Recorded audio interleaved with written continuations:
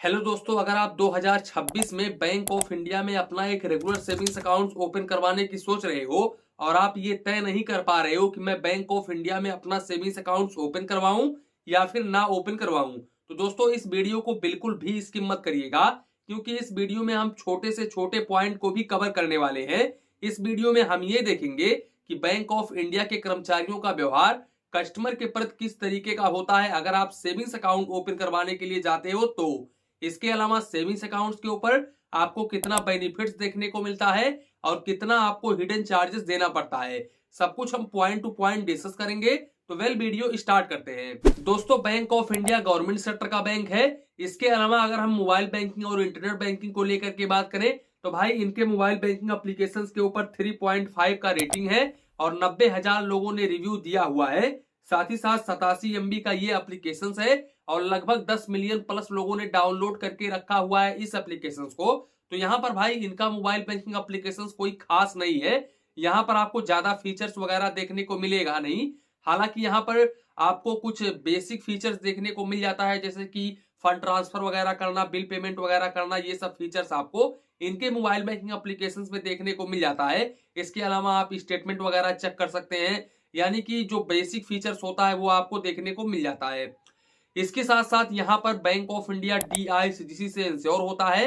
DICGC के अंतर्गत आपका 5 लाख रुपए तक का अमाउंट बिल्कुल सुरक्षित होता है, यानी कि बैंक ऑफ इंडिया भविष्य में कभी भी डूब जाता है तो फिर इस केस में आपका 5 लाख रुपए तक का अमाउंट बिल्कुल आसानी तरीके से मिल जाएगा। अब क्योंकि bank of India government sector का बैंक है तो डूबने का सवाल ही नहीं पैदा होता है, यहाँ पर गवर्नमेंट का भी सपोर्ट होता है। और यहाँ पर मैं आपको बता दूं कि बैंक ऑफ इंडिया काफी पुराना बैंक है, तो भाई डूबेगा नहीं, आप इस बैंक के ऊपर आंख बंद करके भरोसा कर सकते हैं। अब बात करें अगर हम कर्मचारियों के व्यवहार को लेकर के, तो भाई जैसा कि आपको पता है कि ये गवर्नमेंट बैंक है, तो भाई गवर्नमेंट बैंक के कर्मचारी इतने अच्छे नहीं होते हैं, यहाँ पर प्राइवेट बैंकों के जैसा अनुभव देखने को नहीं मिलेगा। हालांकि मैंने बैंक ऑफ इंडिया के 2-3 ब्रांच में जाकर के देखा है, तो वहां पर मुझे एक ब्रांच में तो कर्मचारी अच्छे मिले, बाकी 2 ब्रांच में अच्छे नहीं थे, अच्छे तरीके से काम वगैरह नहीं कर रहे थे, कस्टमर्स की लाइन पर लाइन लगी हुई थी। तो भाई यहाँ पर थोड़ा बहुत आपको समस्या हो सकती है। अब देखो यहाँ पर एलिजिबिलिटी क्राइटेरिया को लेकर के बात करें तो यहाँ पर आप 10 ईयर से माइनर सेविंग्स अकाउंट ओपन करवा सकते हो। डॉक्यूमेंट्स में आधार कार्ड, पैन कार्ड वगैरह देना पड़ेगा और अकाउंट ओपन करवाते समय आपको अप टू 5,000 रुपए की डिपॉजिट करनी पड़ेगी। भाई इनके कर्मचारी किसी किसी ब्रांच में बोलते हैं कि 2,000 की डिपॉजिट कर दो और किसी ब्रांच में बोलते हैं 1,000 की डिपॉजिट कर दो, वहीं पर कहीं कहीं बोलते हैं कि 5,000 रुपए की डिपॉजिट करनी पड़ेगी अकाउंट ओपन करते समय। एक बात का आप ध्यान रखिएगा कि भाई गवर्नमेंट बैंक में, आप किसी भी गवर्नमेंट बैंक में सेविंग्स अकाउंट ओपन करने के लिए जाते हो तो भाई इनके कर्मचारी इंश्योरेंस बहुत ही जल्दी कस्टमर्स को प्रोवाइड कराते हैं, बोलते हैं इंश्योरेंस लगेगा, इंश्योरेंस आप करवा लो। तो भाई आप इंश्योरेंस के चक्कर में मत पड़ना, वैसे अगर आपको इंश्योरेंस करवाना ही है तो आप करवा सकते हो। हालांकि अगर आप इंश्योरेंस से बचना चाहते हो तो आप पहले ही उनको बोल देना कि मुझे इंश्योरेंस नहीं करवाना है। और जो आप अकाउंट ओपन करते समय अमाउंट जमा कर रहे हो वो आप चाहे तो अकाउंट ओपन होने के बाद में निकाल सकते हो। यहाँ पर मिनिमम बैलेंस के ऊपर चार्जेस आपको बिल्कुल भी नहीं देना पड़ता है बैंक ऑफ इंडिया में, क्योंकि बैंक ऑफ इंडिया ने मिनिमम बैलेंस चार्जेस पूरी तरीके से हटा दिया है कुछ महीने पहले ही, और मैंने इसके ऊपर एक डिटेल्स में वीडियो भी बनाई हुई थी। साथ ही साथ मैं आपको बता दूं यहाँ पर SMS अलर्ट के ऊपर देखो भाई, यहाँ पर 5 SMS अलर्ट आपको बिल्कुल फ्री ऑफ कॉस्ट में देखने को मिलता है। और अगर आपके मोबाइल फोन में 6 SMS से लेकर के 20 SMS आता है तो फिर इस केस में आपको 10 रुपए प्लस GST क्वार्टरली यानी कि प्रति 3 महीने में चार्जेस देना पड़ता है। अब यहाँ पर अगर आपके मोबाइल के ऊपर ज्यादा SMS वगैरह आता है तो फिर यहाँ पर मैक्सिमम आपको 30 रुपए प्लस GST क्वार्टरली यानी कि प्रति 3 महीने में चार्जेस देना पड़ता है। अब वो डिपेंड करता है कि कितना SMS अलर्ट आ रहा है, उसी के अकॉर्डिंग आपको चार्जेस यहाँ पर देना पड़ेगा। बाकी भाई यहाँ पर 25 पेज का चेकबुक आपको पर financial year regular savings accounts के ऊपर बिल्कुल फ्री ऑफ कॉस्ट में देखने को मिल जाता है। एक्स्ट्रा चेकबुक वगैरह लेते हो तो फिर इस केस में आपको 5 रुपए प्लस GST पर पेज का चार्जेस देना पड़ता है।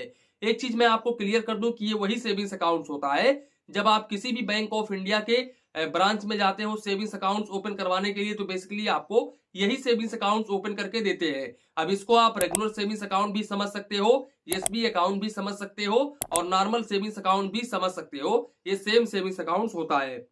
इसी के साथ साथ अगर आपके सेविंग्स अकाउंट्स के ऊपर ECS वगैरह लगा हुआ है और बैलेंस ना होने की वजह से कभी भी ECS रिटर्न हो जाता है तो फिर इस केस में आपको 250 रुपए plus GST per transaction charges देना पड़ता है। इसके अलावा अगर हम कैश डिपॉजिट को लेकर के बात करें तो आप चाहे तो अपने होम ब्रांच के जरिए कैश डिपॉजिट करो, चाहे तो आप नॉन होम ब्रांच के जरिए कैश डिपॉजिट करो। आप एक महीने में 5 बार कैश डिपॉजिट बिल्कुल फ्री ऑफ कॉस्ट में कर सकते हो। अब अगर आप इस लिमिट को क्रॉस करते हो तो फिर इस केस में आपको 50 रुपए plus GST per transaction charges देना पड़ता है। जानकारी के लिए हम आप लोगों को बता दें कि यहाँ पर ज्यादा से ज्यादा आप 2 लाख रुपए ही free per day cash deposit कर सकते हो। अब यहाँ पर अगर आप इस लिमिट को क्रॉस करते हो तो फिर इस केस में आपको 1 रुपीज पर 1000 के हिसाब से चार्जेस देना पड़ता है और मिनिमम आपको 50 रुपए plus GST per transaction charges देना पड़ता है। साथ ही साथ अगर आप कैश डिपॉजिट मशीन के जरिए कैश डिपॉजिट वगैरह करते हो तो यहाँ पर एक महीने में आप 5 बार कैश डिपॉजिट बिल्कुल फ्री ऑफ कॉस्ट में कर सकते हो। अब अगर आप इस लिमिट को क्रॉस करते हो तो फिर इस केस में आपको 25 रुपए plus GST per transaction charges देना पड़ता है। साथ ही साथ अगर हम कैश विड्रॉवल को लेकर के बात करें तो भाई देखो यहाँ पर कैश विड्रॉवल भी आप 5 बार मंथली बिल्कुल फ्री ऑफ कॉस्ट में कैश विड्रॉवल कर सकते हो, यानी कि कैश निकाल सकते हो। आप चाहे तो होम ब्रांच के जरिए पैसे निकालो, चाहे तो आप नॉन होम ब्रांच के जरिए पैसे निकालो। लेकिन एक बात मैं आपको क्लियर कर दूं कि नॉन होम ब्रांच के जरिए आप 5 बार पैसे निकाल सकते हो। अब अगर आप इस लिमिट को क्रॉस करते हो तो फिर इस केस में आपको 75 रुपए plus GST per transaction charges देना पड़ता है। वहीं पर अगर आप होम ब्रांच के जरिए पैसे निकालने के लिए जाते हो तो आप एक महीने में 20 बार बिल्कुल फ्री ऑफ कॉस्ट में पैसे निकाल सकते हो। तो इस बात का आप जरूर ध्यान रखें। लेकिन भाई नॉन होम ब्रांच के जरिए आप ज्यादा से ज्यादा पर डे 50,000 रुपए ही निकाल सकते हो और होम ब्रांच के जरिए आप 20 बार पैसे निकाल सकते हो। अगर आप इस लिमिट को क्रॉस करते हो तो वही है 75 रुपए प्लस जीएसटी पर ट्रांजेक्शन। दूसरी बात, अगर आप डुप्लीकेट पासबुक वगैरह लेते हो तो फिर इस केस में आपको 100 रुपए प्लस जीएसटी डुप्लीकेट पासबुक के ऊपर चार्जेस देना पड़ता है।